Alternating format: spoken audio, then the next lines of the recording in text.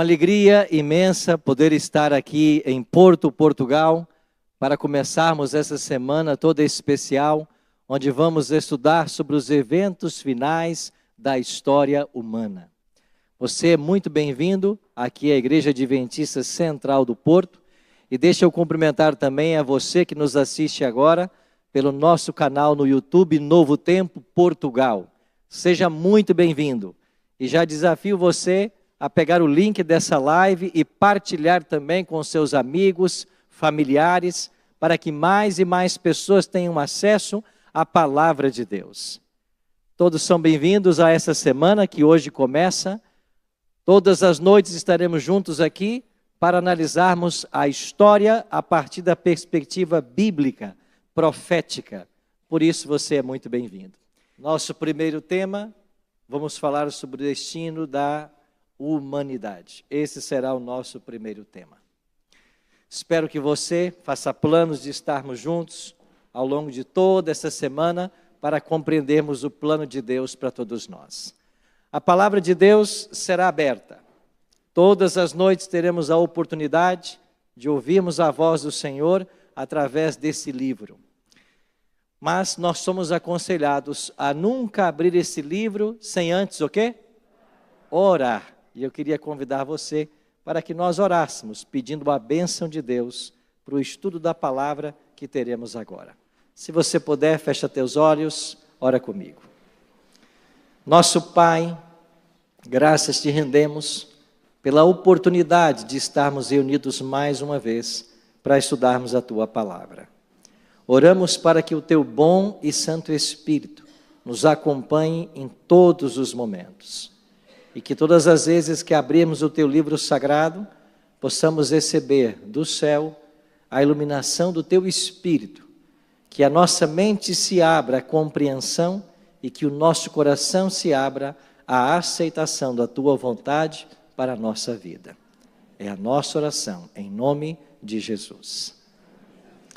Muito obrigado por ter orado comigo. Ao olharmos para o cenário atual, nós nos perguntamos por que o mundo está como está. As guerras têm tirado a paz e o sossego de milhares de pessoas. Milhares de pessoas foram mortas por essas guerras e estamos em busca da paz, uma paz que parece ser uma utopia, que nunca chega. Por que que pessoas inocentes sofrem?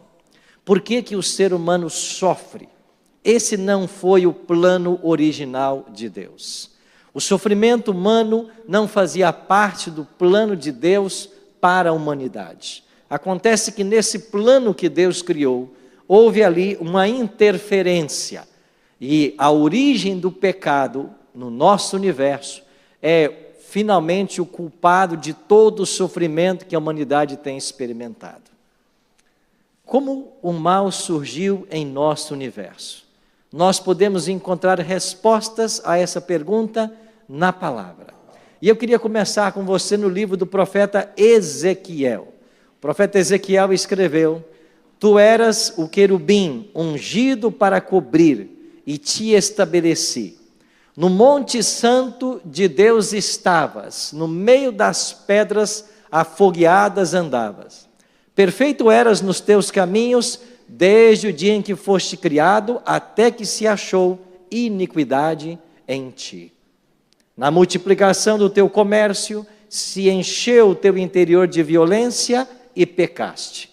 Pelo que te lançarei profanado, fora do monte de Deus, e te farei perecer, ó querubim da guarda, em meio ao brilho das pedras. Elevou-se o teu coração por causa da tua formosura, corrompeste a tua sabedoria por causa do teu resplendor. Lancei-te por terra, diante dos reis te pus, para que te contemplem.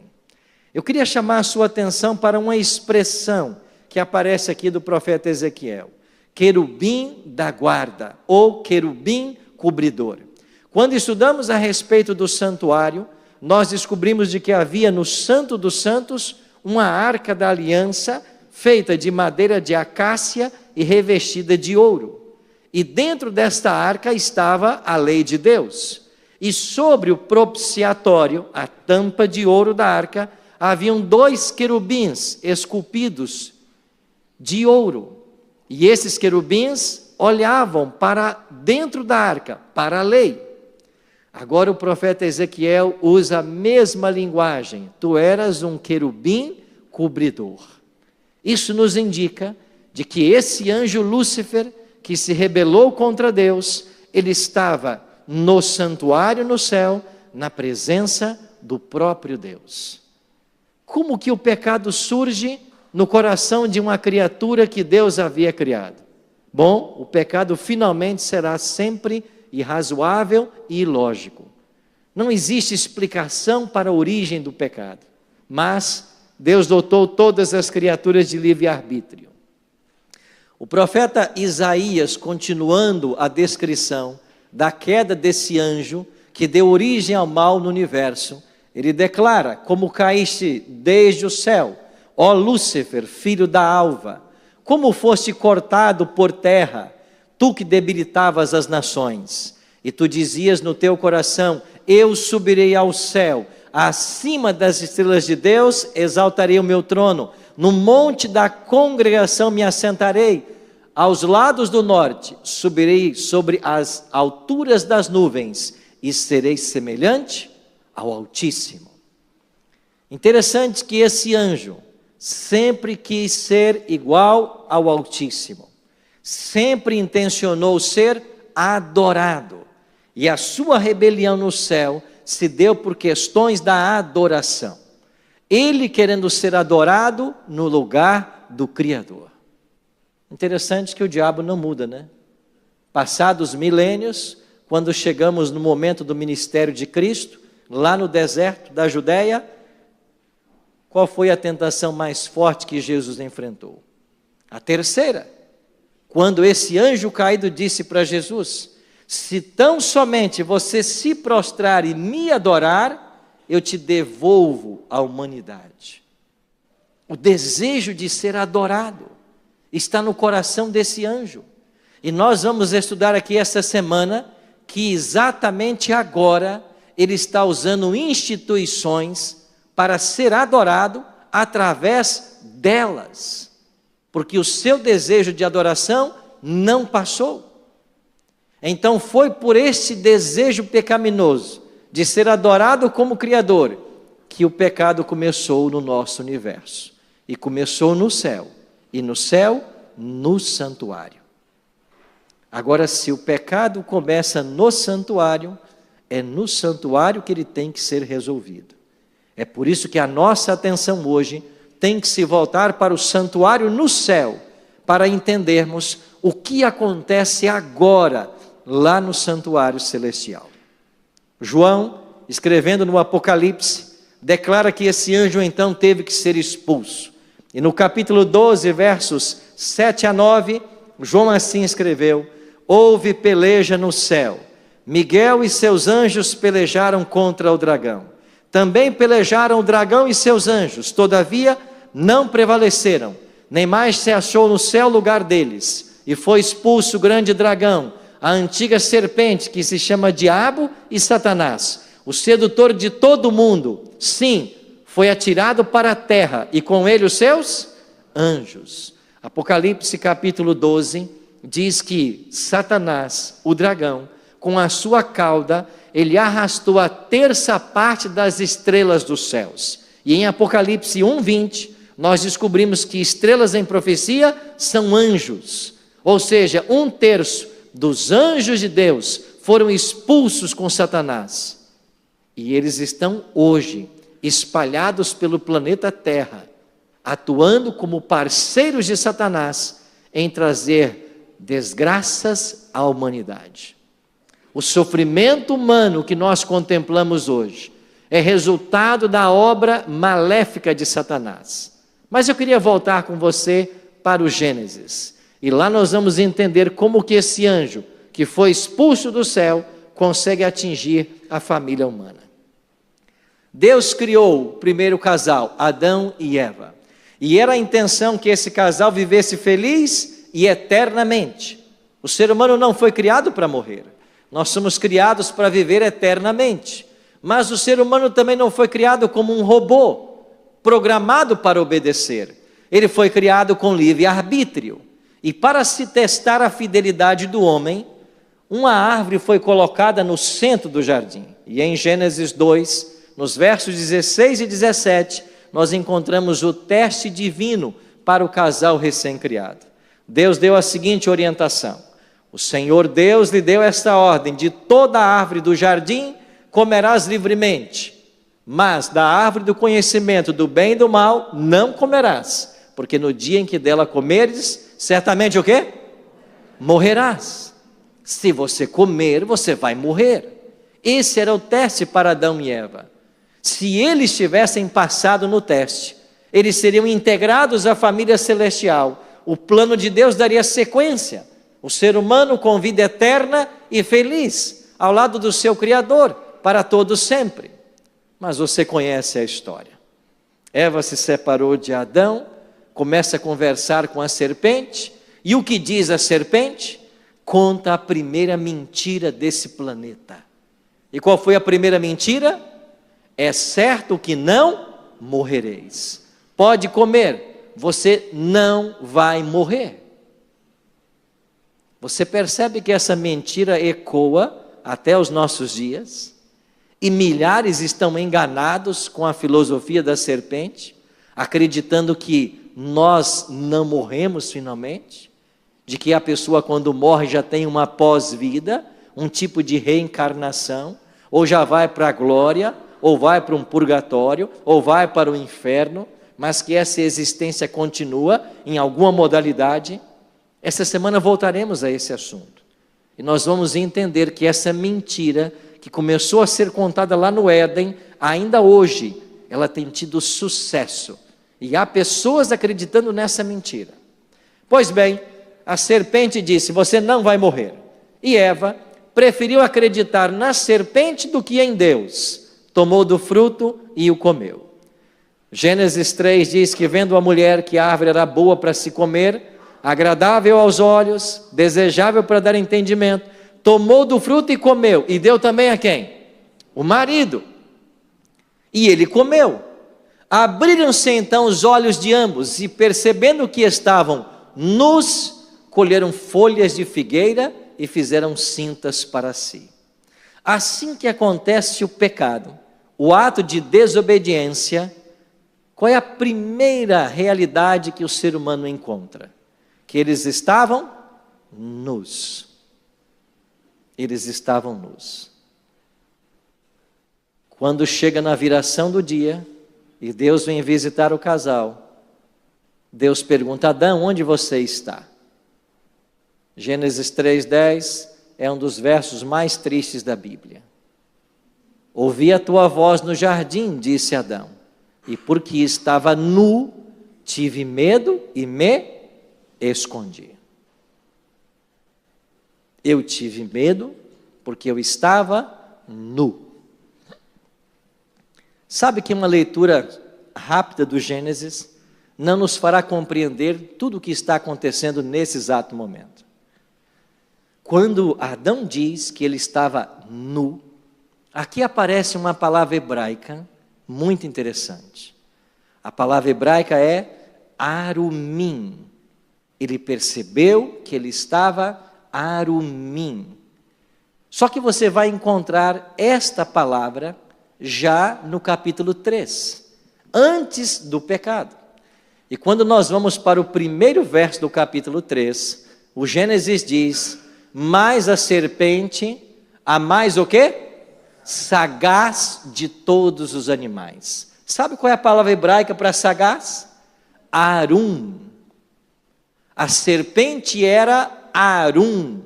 E quando Adão e Eva comeram do fruto, eles ficaram arumim. Ou seja, eles se tornaram parecidos com a serpente. Você vai se lembrar que o ser humano havia sido feito imagem e semelhança divina. Mas após o pecado, ele se tornou parecido com a serpente. Esta semelhança não poderia prevalecer para sempre. E em Gênesis 3,15, nós temos aquilo que os teólogos chamam de o proto-evangelho, o primeiro evangelho. E o que ensina Gênesis 3,15? Deus diz então para a serpente e para Eva: eu vou colocar inimizade entre ti e a mulher, entre a tua descendência e o seu descendente. Este te ferirá a cabeça e tu lhe ferirás o calcanhar. Então entenda, após o pecado, o ser humano ficou igual à serpente. Deus tinha que dar um fim nessa semelhança, nessa amizade. Por isso diz: eu vou colocar inimizade. E como ele colocaria inimizade? Ele enviaria alguém que esmagaria a cabeça da serpente. Em Gênesis 3,15, nós temos uma profecia que já se cumpriu parcialmente. Ao vir Cristo a esse mundo, como o Messias da profecia, dar a sua vida por nós na cruz, quando o Filho de Deus morre na cruz, nós temos a primeira parte desse cumprimento profético. O filho descendente da mulher foi ferido em seu calcanhar. E por que uma ferida no calcanhar? Porque é uma ferida não vital. Mas esse descendente, que na cruz foi ferido no calcanhar, um dia esmagará a cabeça da serpente. E esse esmagar a cabeça da serpente, ele acontece em 3 momentos na minha visão. Primeiro momento, a própria cruz. Se na cruz o calcanhar do descendente foi ferido, é na cruz que também Jesus vence completamente a Satanás. Porque a cruz é a consumação do ato de Deus em dar a sua vida pela humanidade. E graças à sua vida sem pecado, hoje todos nós temos direito à salvação e à vida eterna. É por isso que Pedro escreveu: sabendo que não foi mediante coisas corruptíveis, como prata ou ouro, que fostes resgatados do vosso fútil procedimento que vossos pais vos legaram, mas pelo precioso sangue, como de cordeiro sem defeito e sem mácula, o sangue de Cristo, conhecido com efeito antes da fundação do mundo, porém manifestado nos fins dos tempos, por amor de vós. O sangue de Cristo e sua morte vicária é o primeiro ato do esmagar a cabeça da serpente. Haverá um segundo ato, quando Cristo voltar a essa terra. Apocalipse 20, versos 1 a 3, diz que Satanás será aprisionado por 1000 anos. Esse é o segundo ato. E o terceiro ato será 1000 anos depois da volta de Jesus, quando Satanás será completamente destruído. Aí sim, a cabeça da serpente terá sido esmagada por toda a eternidade. Isso quer dizer, amigos, que o pecado que se originou no céu alcançou o nosso planeta. Nossos primeiros pais nos legaram a natureza pecaminosa, essa semelhança com a serpente, mas em Cristo nós podemos ser reconciliados. É por isso que a obra do Evangelho se resume àquilo que Deus está fazendo para restaurar no homem a imagem perdida. É por isso que lá em Apocalipse 13, 8, está escrito que todos vão adorar, os que habitam sobre a terra, adorar a besta, aqueles nomes que não estão escritos no livro da vida do Cordeiro, mas Cordeiro esse que foi morto quando? Desde a fundação do mundo. O plano da salvação não foi um plano feito às pressas, de última hora. O plano da salvação foi estabelecido por Deus ainda na eternidade. Ainda que existe um evento cruz, há cerca de 2000 anos atrás, o Cordeiro de Deus, ele foi morto desde a fundação do mundo. Porque aonde abundou o pecado, superabundou a graça de Deus. E é esta graça que nos alcança hoje. E nós estamos aqui para recebermos dessa graça, para termos nossa vida transformada, para nos ajudar em nosso preparo para os céus. E esse segundo ato do esmagar a cabeça da serpente vai acontecer quando Jesus voltar. E talvez, como pastor, a pergunta que eu mais tenho ouvido de amigos e irmãos é: pastor, quando Jesus volta? Você talvez já se perguntou, né? Pastor, quando Jesus volta? Olhando para o livro do Apocalipse e para os 7 selos que ali são descritos, nós temos uma pista de quando Jesus voltará para dar fim ao pecado que surgiu no céu e foi transladado para a terra. Nós temos no capítulo 6, a partir do verso 12, a abertura do 6º e último selo. E se lembre, o 7º selo é a própria volta de Jesus. Isso quer dizer que o 6º selo é o último que será aberto antes que ele venha, porque quando o 7º selo for aberto, haverá silêncio no céu por meia hora. E esse silêncio no céu, de acordo com Apocalipse 8:1, é porque todos os anjos terão vindo com Jesus para buscar os salvos. Então, no capítulo 6, verso 12, nós lemos a abertura do 6º selo. E João diz assim: vi quando o Cordeiro abriu o 6º selo, e sobreveio grande terremoto. O sol se tornou negro como saco de crina, e a lua toda como sangue. As estrelas do céu caíram pela terra como a figueira, quando abalada por vento forte, deixa cair os seus figos verdes. Interessante, quando você compara a abertura do 6º selo com a predição que o próprio Jesus fez, você encontra todos os elementos da profecia. Cristo havia dito em Mateus 24, logo em seguida a tribulação daqueles dias, o sol escurecerá, a lua não dará sua claridade, e as estrelas cairão do firmamento, e os poderes dos céus serão abalados.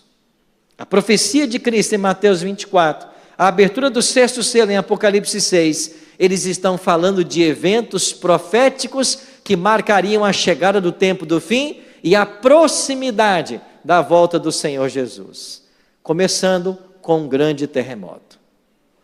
Esse terremoto já entrou para a história, e vocês aqui em Portugal estão dentro da história profética. Esta semana nós vamos trazer insights a respeito de como o país Portugal está dentro da profecia, e uma delas é o terremoto predito pelo próprio Cristo, que se cumpriu a partir de Lisboa, em 1755. No dia 1º de novembro daquele ano, quando acontece o grande terremoto de Lisboa, e ninguém melhor do que vocês para compreender quão trágico foi o terremoto, sentido em vários continentes, está ali o primeiro cumprimento do 6º selo. Jesus disse que haveria um grande terremoto, haveria o sol escuro e a lua vermelha como sangue. Esses eventos também já estão na história. 19 de maio de 1780, foi quando tivemos um eclipse, logo pela manhã, e naquele mesmo dia, à noite, a lua apareceu no céu, vermelha como sangue. E quando chegamos ao ano de 1833, nós temos a famosa chuva de estrelas, ou meteoritos, especialmente na região da Nova Inglaterra, nos Estados Unidos. Por horas, esses meteoritos chegaram em nossa atmosfera e foram explodindo, uma chuva de estrelas jamais vista. É claro que não estamos falando de estrela mesmo, eram meteoritos que ao entrar em contato com a atmosfera, eles explodiam devido à mudança brusca de calor. Esses eventos já entraram para a história. Ou seja, o 6º selo já foi aberto, e quando for aberto o 7º selo, o que nós teremos? A volta do Senhor. Então nós estamos entre o 6º e o 7º selo. O que falta agora? Falta Jesus voltar. Agora a pergunta que fica é: você está se preparando para esse evento extraordinário da volta de Jesus? Deixa eu falar com você que me assiste agora em casa. Você está se preparando para esse evento extraordinário? A volta de Cristo será o clímax do plano da salvação em favor da humanidade. Cristo disse que viria a essa terra e veio. Ele disse que morreria em nosso lugar e morreu. Ele disse que ressuscitaria ao 3º dia e ressuscitou. Ele disse que iria aos céus e foi. Ele está nesse momento no céu, no santuário celestial, como nosso advogado. Mas em breve ele vai concluir o juízo e ele voltará à terra. Pastor, juízo? Sim, porque para que Jesus volte à terra, todo caso tem que ser analisado. Todo ser humano tem que ser submetido a um juízo. Como é isso, pastor? Amanhã nós vamos estudar esse assunto. O nosso tema de amanhã será o juízo de Deus. E nós iremos entender como que o juízo acontece e como que os salvos são separados dos perdidos, o trigo do joio, a ovelha dos cabritos. Como que é esse juízo? Porque um juízo tem que acontecer antes que Jesus volte, porque quando ele voltar, ele vem trazer a recompensa para os salvos e a destruição para os perdidos. Mas esse é o tema de amanhã. Por hoje, nós temos que entender que Jesus está às portas. A própria cidade de Lisboa, aqui em Portugal, é uma prova histórica profética de que os eventos proféticos estão se cumprindo e em breve Cristo voltará. E quando ele voltar, eu e você temos apenas dois destinos, apenas dois lados. Ou estaremos salvos ou estaremos perdidos. Os que estiverem perdidos, de acordo com Apocalipse 6, eles vão clamar aos montes e aos rochedos: caiam sobre nós e esconda-nos da face daquele que está sentado no trono e da ira do Cordeiro, porque chegou o grande dia da ira deles. E quem é que pode suportar? Quem é que pode? Os ímpios clamarão que as montanhas os sepultem, porque melhor será morrer do que olhar nos olhos desse que vem com as nuvens. Você já se perguntou o porquê desse desespero dos ímpios? É porque esse que vem com as nuvens não é um desconhecido. Eles sabem quem ele é. Eles tiveram várias oportunidades. Eles ouviram vários sermões. Eles receberam estudos bíblicos. Mas eles não firmaram sua decisão por Cristo e pela verdade. Agora, eles não podem suportar o olhar de Jesus. Por outro lado, aqueles que aceitarem o plano da salvação, de acordo com Isaías, capítulo 25, verso 9, vão dizer: esse é o nosso Deus, nós confiamos nele, ele nos salvou, esse é o Senhor, nós confiamos nele, exultemos e alegremo-nos, pois ele nos salvou. De que lado você quer estar? Do lado daqueles que vão fugir em desespero e pedir a morte? Ou você quer estar do lado daqueles que vão erguer os olhos aos céus e dizer: eis que este é o nosso Deus, em quem aguardávamos? Certamente você quer ficar com esse segundo time. Mas todo ser humano vai estar de um lado ou de outro. Esse é o destino da humanidade. Nós temos apenas dois caminhos, e são as decisões que nós tomamos hoje que vão influenciar de que lado finalmente nós estaremos no dia final. Mas a boa notícia é que você foi escolhido pelo Senhor. E o fato de estar aqui hoje dentro dessa igreja é uma prova de que Deus está chamando você por uma vida de salvação. Você que nos assiste também pela internet, Deus escolheu você e deseja que você seja salvo com toda a sua casa.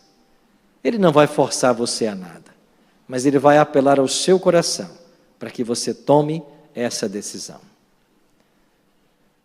Nós estamos nos últimos grãos da ampulheta divina do tempo. Mais um pouquinho de tempo, aquele que há de vir, virá, e não tardará. Alguns anos atrás, eu fui convidado para visitar uma cidade lá no estado da Bahia. E talvez temos até aqui alguns brasileiros baianos. Eu tomaria um voo de São Paulo para Belo Horizonte e de Belo Horizonte para o interior da Bahia, uma cidade chamada Barreiros, onde um encontro de milhares de jovens aconteceria. Eu fiz o primeiro trecho da viagem, saindo de São Paulo até Belo Horizonte, aeroporto de Confins, e lá eu deveria tomar um avião da Azul, esses turbohélice da Azul, e seguir então para Barreiros, na Bahia. Nós fomos convidados para o embarque, como eles chamam nesse avião, embarque remoto. Todos entramos dentro de um ônibus e fomos levados até onde o avião estava estacionado. Descemos do ônibus e entramos todos dentro desse avião, que cabe mais ou menos aí umas 90, 100 pessoas. E quando todos estávamos ali, apertados como sardinha, diz assim aqui, como sardinha, todos apertados como uma sardinha dentro da lata, o avião começou a taxiar pela pista, e aqui está a pista do aeroporto de Confins, em Belo Horizonte, e o avião veio aqui para a cabeceira da pista.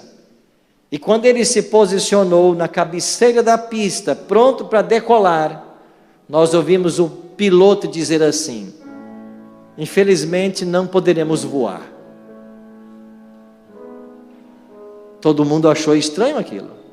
Nós já estávamos com o avião na cabeceira da pista, pronto para acelerar e decolar. Ele disse: nós não vamos poder voar, porque as minhas horas de voo estão se completando agora, e eu não posso voar mais, porque senão vencerá as minhas horas de voo. E nós nos perguntamos, mas ele não sabia que daria a hora exatamente agora? Ele não fez a contagem, e por que nos trouxe para cá? E ninguém entendeu nada do que estava acontecendo no avião. Mas esse avião cruzou toda a pista do aeroporto de Confins, em baixa velocidade, parou no mesmo lugar que estava, e todo mundo teve que descer de novo, tomar o ônibus e voltar para o aeroporto, sem entender nada. E ali vários começaram a ficar revoltados com a situação. Depois descobrimos de que essa atitude do piloto era uma atitude de protesto contra a empresa, porque alguma coisa não estava bem, e fizeram isso de propósito, para causar justamente problemas com a empresa. E para acalmar os ânimos, eles nos deram um voucher para que nós nos alimentássemos, fôssemos ao restaurante, almoçássemos, até que eles pudessem encontrar uma nova tripulação que nos ajudasse. E eu pensava comigo, onde é que vão achar agora um piloto à toa para nos levar nesse voo? Será que tem alguém por aí de folga que vamos chamar? Mas eu fiz ali o meu prato e me assentei numa mesa do restaurante, enquanto eu aguardava as soluções da empresa. E enquanto eu estava ali no restaurante sentado, veio um senhor e disse: pastor Arilton, posso me assentar com o senhor? Eu disse: pode. E ele se assentou à minha frente e disse: pastor, eu vi o senhor lá no avião, eu queria muito ter conversado com o senhor, e quem sabe essa foi a oportunidade agora, já que o avião não decolou, a gente tem um tempo para conversar. Eu disse: que bom. E ele disse: pastor, eu queria contar para o senhor algo. Nas últimas noites eu tive um sonho, e ele se repetiu algumas vezes, sempre o mesmo sonho, e eu sonho com a volta de Jesus. Só que quando Jesus volta e os anjos começam a recolher os salvos, eu não estou salvo. Os anjos me deixam para trás, e eu entro em desespero, e nesse desespero eu acordo. que está acontecendo? Eu disse: eu sei. É porque Jesus está chamando você para se preparar para a volta dele. É por isso que você está tendo esses sonhos. Você tem que entregar sua vida a ele e se preparar para a volta dele. Mas pastor, como que eu faço isso? Eu disse: é simples. Você tem que abrir o seu coração e dizer sim para Jesus. Ele disse: pastor, eu quero. Você me ajuda? Eu disse: claro. Vamos fazer agora uma oração de entrega. E ele orou comigo, entregando sua vida a Jesus. Nós choramos de alegria e emoção. E aquele empresário, naquele almoço, tomou sua decisão por Jesus. Depois de umas 4 horas, fomos chamados para embarcar para o outro trecho da viagem. Nós nos separamos. Era uma sexta-feira. No sábado de manhã eu fui para a igreja, preguei. E quando estava na casa de alguns amigos, almoçando, o meu telefone chegou uma mensagem de WhatsApp. Era dele. E nessa mensagem de WhatsApp, ele dizia assim: pastor, eu acabei de chegar da igreja. Foi o meu primeiro culto na igreja, a minha primeira escola sabatina. Mas antes de ir para a igreja hoje, eu acordei minha esposa na madrugada e minha filha. Contei tudo para elas o que aconteceu ontem. Elas também se entregaram a Jesus. E eu e minha família acabamos de chegar da nossa primeira escola sabatina. E naquela mensagem de WhatsApp, ele colocou uma frase que eu jamais me esquecerei. Ele disse assim: pastor, o que Deus não faz para salvar uma pessoa? Ele para um avião. Foi aí que eu entendi o porquê de não decolarmos naquele dia. E eu tive a alegria de, como pastor, batizar o casal. Eles foram a São Paulo. E lá em São Paulo, eu pude batizá-los como símbolo de sua entrega a Jesus. Não foi você quem escolheu Jesus. Ele que escolheu você. Você não está aqui nessa igreja por acaso. É porque Deus começou no seu coração uma obra, e esta obra precisa avançar. E nessa noite, eu queria fazer um convite especial para você. Nós temos aqui na igreja vários amigos. E você, se você desejar, você vai receber um cartão agora, como esse. E nesse cartão você vai ter a opção de colocar aí o que você deseja. Quer aprender mais da Bíblia? Você quer oração? Quer que nós oremos por você? Você quer receber uma visita? Você quer entregar o seu coração a Jesus, como esse casal fez? Eu vou pedir você, se você deseja, levante sua mão agora. Os nossos amigos vão entregar para você esse cartão. Levanta sua mão, por gentileza.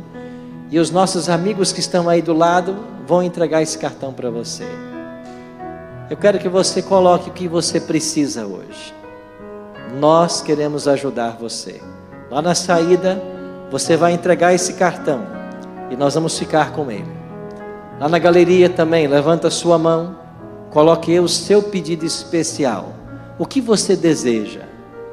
Você que está nos assistindo em casa, nós vamos colocar agora nos nossos comentários aqui no nosso chat do YouTube a opção para você também se conectar conosco. Você assinala também o que você deseja nessa noite. Coloca aí, nós vamos orar por você. Nós vamos atender o seu pedido. Nós vamos te ajudar nessa caminhada. Cristo está voltando e nós precisamos nos preparar para isso. Ele está clamando e chamando você para uma decisão. Pai, muito obrigado, Senhor, porque em breve veremos Cristo voltando nas nuvens dos céus. O sexto selo já ficou no passado. Aguardamos agora a abertura do sétimo e último selo. E quando o Senhor voltar em glória e majestade, nós queremos estar entre aqueles que vão olhar para os céus e dizer: este é o nosso Deus em quem esperávamos. Na sua salvação alegraremos e exultaremos. Abençoa, Pai, a todos nós que estamos na Tua igreja nessa noite. Abençoe a cada amigo e a cada amiga que está nos assistindo também agora, pela internet e pela TV. Que o Teu bom e Santo Espírito complete em nossa vida a obra que um dia o Senhor começou. Nos entregamos em Tuas mãos, suplicando a Tua bênção e a Tua ajuda, em nome de Jesus. Amém.